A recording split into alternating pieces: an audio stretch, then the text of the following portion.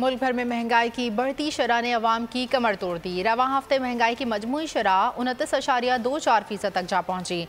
इदारे शुमारियात ने महंगाई के हफ्तेवार एदाद-ओ-शुमार जारी कर दिए। हालिया हफ्ते के दौरान 22 अशिया ज़रूरिया की कीमतों में इजाफा रिकॉर्ड किया गया।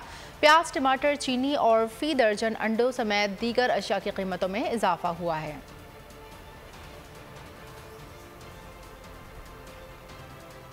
मुल्क भर में महंगाई की बढ़ती शरह ने अवाम की कमर तोड़ दी। रवां हफ्ते महंगाई की मजमूई शरह 29.24% तक जा पहुंची। इदारे शुमारियात ने महंगाई के हफ्तेवार एदाद-ओ-शुमार जारी कर दिए। हालिया हफ्ते के दौरान 22 अशिया ज़रूरिया की कीमतों में इजाफा रिकॉर्ड किया गया। प्याज, टमाटर, चीनी और फी दर्जन अंडों समेत दीगर अशिया की कीमतों में इजाफा हुआ है।